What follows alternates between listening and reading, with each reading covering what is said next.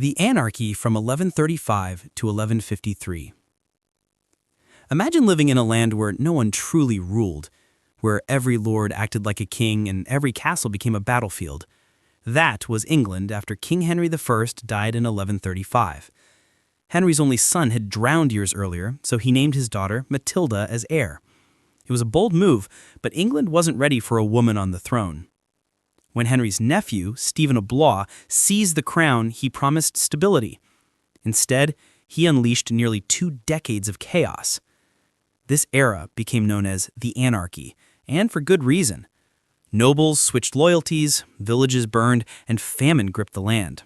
Law and order completely vanished. Chroniclers described it as 19 long winters, a time when people feared not just soldiers, but hunger itself. Matilda refused to surrender. She gathered armies, stormed castles, and even escaped capture once by pretending to be dead, carried out of a frozen city under a white cloak in the snow. Her courage became legendary, but neither side could win.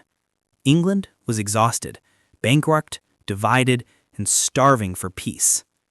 Finally, a compromise ended the suffering. Stephen would remain king, but when he died, Matilda's son Henry Plantagenet would inherit the crown. That boy became Henry II, one of England's strongest rulers. The Anarchy was a nightmare, but it forced England to face a truth. Without a stable line of succession and clear law, even a mighty kingdom could eat itself alive. From its ashes rose the roots of stronger monarchy and lasting order. The Barons' War, 1215 to 1217. It all began with one word: power. King John of England ruled with greed and cruelty, draining his nobles with unbearable taxes and seizing their lands at will. His failed wars in France and ruthless treatment of his own people pushed the kingdom to the edge. The barons, England's most powerful lords, had endured enough. In 1215, they united against him and marched on London, forcing John to meet them at Runnymede. There, under immense pressure, the king sealed the Magna Carta, a document that would change history. It declared that even a monarch must obey the law, and that no free man could be imprisoned without trial. But John never intended to keep his word. Within months, he broke every promise. Furious, the barons rose again, sparking a full-blown civil war. Castles were besieged, towns were burned, and for 2 years, England tore itself apart. The French prince, Louis, was even invited to take the English throne, and chaos seemed endless. Then, in 1216, fate intervened. King John suddenly died, leaving his 9-year-old son Henry III to inherit the crown. The barons, weary of bloodshed, chose peace. They supported the child king under the guidance of loyal nobles, and in 1217 the conflict finally ended. Though short, the Barons' War left a permanent mark. The Magna Carta became more than parchment, it became a principle, proving that no ruler, no matter how mighty, stands above the law. From that struggle grew the roots of English liberty and the early foundation of democracy itself. The Wars of the Roses. It began with bloodlines and ambition. 2 powerful branches of England's royal family, the House of Lancaster, symbolized by the red rose, and the House of York, bearing the white, both believed they had the rightful claim to the throne. What started as a dispute over succession quickly spiraled into one of the bloodiest and most chaotic conflicts in English history. For over 30 years, England became a battleground. Families were torn apart, nobles switched sides for survival, and kings rose and fell like waves in a storm. The weak rule of Henry VI from the House of Lancaster gave York the chance to challenge his crown, sparking open war. Major battles like Towton, the bloodiest fought on English soil, turned the countryside into fields of death. Betrayal became common currency, and few could tell friend from foe. When the cunning Richard III seized the throne, it seemed the wars would never end. But in 1485, a young exile named Henry Tudor returned from France, determined to claim his birthright. Their forces met at Bosworth Field, where Richard fought fiercely but fell in battle, bringing the age of feuding roses to a close.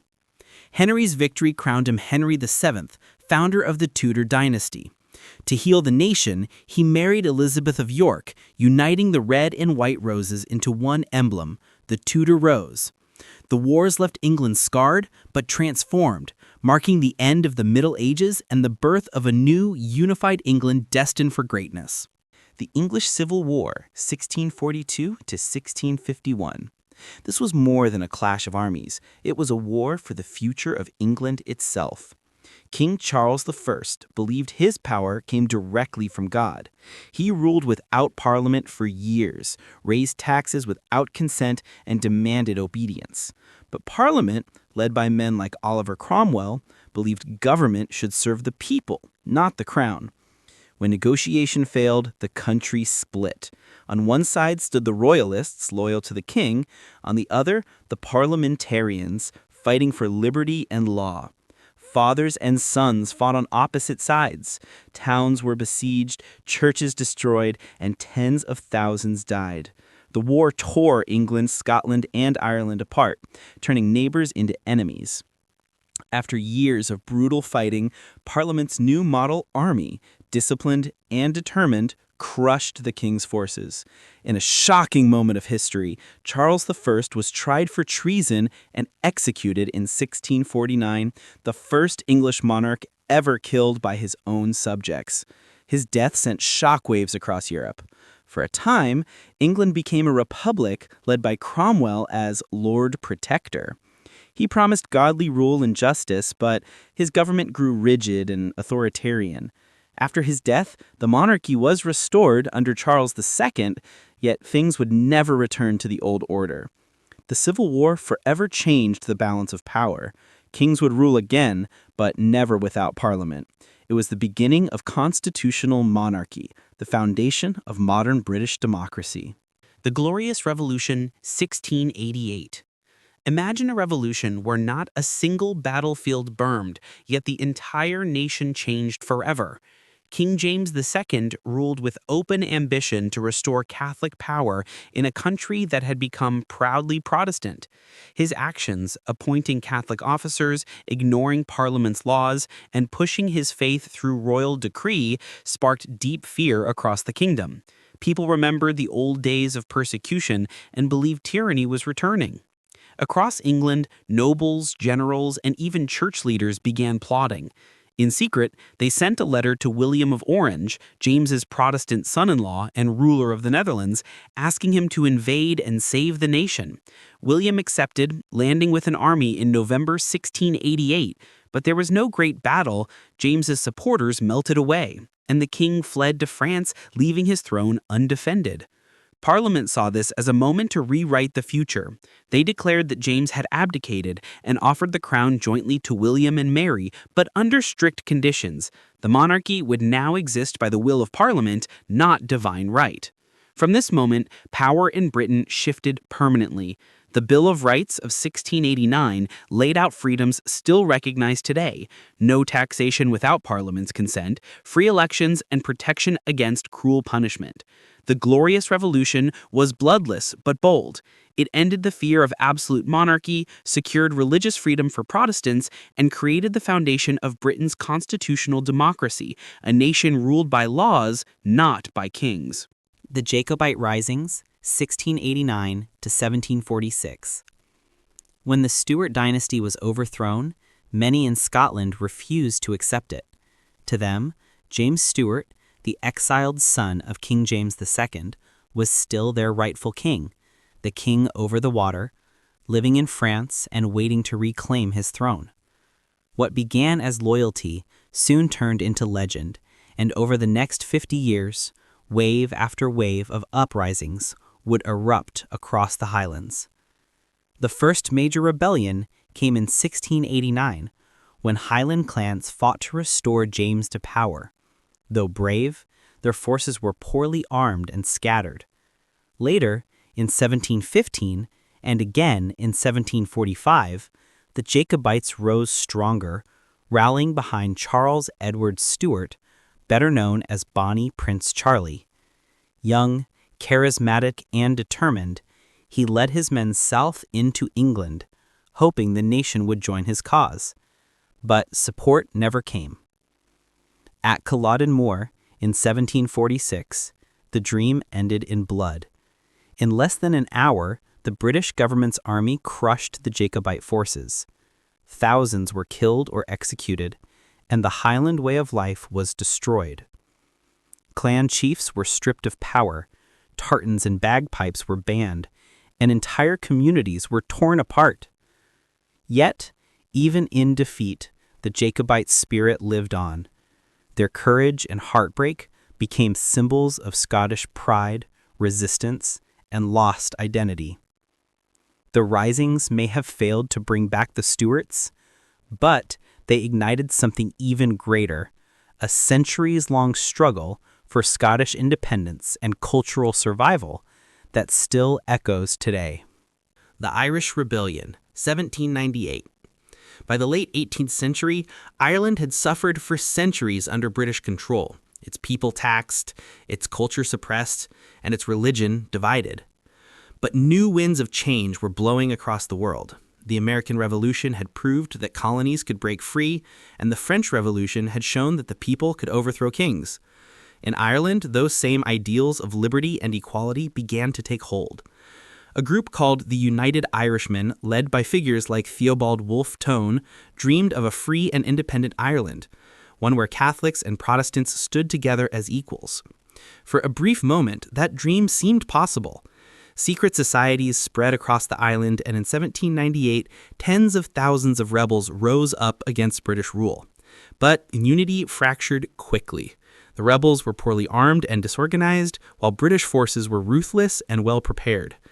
Villages were burned, rebels were executed without trial, and entire towns were destroyed. At battles like Vinegar Hill, courage met cannon fire. And by the time the fighting ended, around 30,000 Irish men, women, and children were dead. The rebellion was crushed, and Ireland remained under British control. But its spirit didn't die. The 1798 uprising sparked a powerful legacy, a belief that freedom was worth any price. It inspired generations of Irish revolutionaries, from the Easter Rising of 1916 to the creation of the Irish Republic itself. Though it failed in its moment, the 1798 rebellion lit the eternal flame of Irish nationalism. The Irish War of Independence, 1919 to 1921. By 1919, Ireland had reached its breaking point. Centuries of British rule, land seizures, and political suppression had built up unbearable resentment. The old dream of freedom reignited after the 1916 Easter Rising, and this time it couldn't be silenced. Led by Michael Collins and the Irish Republican Army, or IRA, Ireland launched a new kind of war, one fought not on open battlefields but in the shadows of its own towns and villages. The IRA waged a relentless guerrilla campaign, ambushing patrols, attacking barracks, and targeting spies. British forces struck back with equal brutality, deploying the Black and Tans, a feared paramilitary group known for burning homes, raiding villages, and killing civilians. Streets turned into battlegrounds, and ordinary families lived in constant fear of the next reprisal. Despite being outnumbered and outgunned, the IRA's tactics worked. The war dragged Britain into a political crisis, and by 1921, both sides agreed to negotiate. The Anglo-Irish Treaty was signed, creating the Irish Free State, a self-governing nation still tied to the British crown. But victory came at a price. The treaty split Ireland in two, those who accepted the deal and those who demanded full independence. The disagreement exploded into the Irish Civil War, pitting former comrades against each other. Still, the War of Independence marked the rebirth of a nation. It ended centuries of direct British rule and laid the foundation for the Republic of Ireland, even as the north-south border remains a scar of that struggle today. The Troubles, 1968 to 1998. For 30 long years, Northern Ireland lived in the shadow of fear. Streets once filled with children and markets became zones of barricades, checkpoints, and gunfire. The conflict, known simply as the Troubles, wasn't a war between nations, but between neighbors. At its core was identity. Catholic nationalists wanted reunification with the Republic of Ireland, while Protestant Unionists vowed to remain part of the United Kingdom. Tensions exploded in the late 1960s. when peaceful civil rights marches demanding equality were met with violence. British troops were sent in to restore order, but instead they became part of the conflict. The IRA, Irish Republican Army, launched a campaign of bombings, assassinations, and ambushes, while loyalist paramilitaries struck back with equal brutality. Entire communities were torn apart by mistrust. Cities like Belfast and Derry became symbols of division, marked by walls separating Catholic and Protestant neighborhoods. Bloody Sunday in 1972, when British soldiers shot unarmed protesters, shocked the world and fueled years of rage. Ordinary life became an act of survival. Each bus ride or pub visit could be your last. By the 1990s, after decades of loss and stalemate, both sides were exhausted. Secret talks, led by politicians and peacemakers from Ireland, Britain, and the U.S., finally produced the Good Friday Agreement in 1998. It ended most of the violence, but not the scars. The Troubles claimed over 3,500 lives and redefined how Britain understood terrorism, security, and peace within its own borders. The peace holds, but the memories still divide. The Miners' Strike, 1984 to 1985. Not every war is fought with bullets. Some are fought with pride, hunger, and sheer determination. In 1984, Prime Minister Margaret Thatcher announced plans to close unprofitable coal mines, threatening the livelihoods of tens of thousands of workers across Britain. For mining towns, coal wasn't just a job, it was their identity, their community, their way of life. When the closures began, the National Union of Mine Workers, NUM, led by Arthur Scargill, declared an all-out strike. What followed became one of the most bitter industrial battles in British history. Families were torn between loyalty and survival. Picket lines turned into war zones as police in riot gear clashed with miners defending their pits. The confrontation at Orgreave, where mounted police charged protesters, became a symbol of the struggle, a moment captured in history and burned into memory. For nearly a year, miners held out without pay. They relied on food donations in community kitchens while the government stockpiled coal and used the law to break the unions. Thatcher called it a fight to defend democracy. The miners saw it as a fight for dignity. In March 1985, starving and defeated, the miners returned to work. The government had won, but Britain had changed. The strike shattered the power of trade unions, devastated entire mining towns, and marked the rise of corporate dominance. The miners' strike wasn't just an economic battle. It was a social civil war, one that still divides Britain's heart and history. The Brexit divide, 2016 through 2020s. No shots were fired, yet the Brexit divide became one of the most explosive conflicts in modern British history. In 2016, Britain voted, by a narrow margin, to leave the European Union, a decision that shocked the world and split the nation in two. For some, Brexit was about taking back control of laws, borders, and national pride. For others, it was a tragic step backward, a rejection of unity and progress. Almost overnight, the debate stopped being just about politics. It became deeply personal. Friends argued, families broke apart, and communities fractured. The Leave side drew strength from older, rural, and working-class voters who felt left behind by globalization. The Remain side rallied younger generations, urban professionals, and those who saw their future as part of Europe. In Parliament, chaos reigned. Prime Ministers David Cameron, Theresa May, and Boris Johnson each faced political mutiny as negotiations dragged on. The country watched in disbelief as years of division turned Westminster into a battlefield of words and walkouts. By 2020, Britain had officially left the EU, but the wounds didn't heal. Businesses struggled, borders hardened, and the unity of the United Kingdom itself came into question.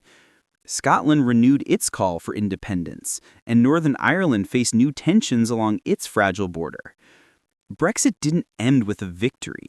It ended with a new kind of civil war, fought through identity, culture, and belonging. And even today, the question lingers, what does it truly mean to be British? The digital civil war now. The next great conflict isn't happening on battlefields, it's happening on screens. Britain today is locked in a digital civil war, a war without borders, generals, or uniforms. Instead of guns, the weapons are tweets, posts, and viral videos. Algorithms, designed to keep people engaged, have turned public debate into a battleground of outrage. Every scroll feeds division. Every comment widens the gap. Politics, once debated in Parliament, now unfolds on social media, where truth bends to emotion. Facts matter less than feelings. A rumor spreads faster than any correction, and a lie can reach millions before breakfast. Misinformation, foreign influence, and AI-generated content all blur the line between reality and manipulation. The result? Tribal Britain. Neighbors no longer disagree, they distrust. Families avoid politics at dinner. Each side believes the other is destroying the country. The press, once a cornerstone of accountability, is now accused of bias by all. Meanwhile, confidence in institutions, government, media, even science, has collapsed to record lows. This isn't a war fought for land or kings, it's a war for attention, belief, and control of the narrative. And like every civil war before it, it began with fear. Fear of change, fear of being silenced, fear of losing identity. The digital civil war is silent, invisible, and relentless, but its casualties are real: truth, unity, and trust. And unless we learn to listen again, this may become the longest war Britain ever fights against itself.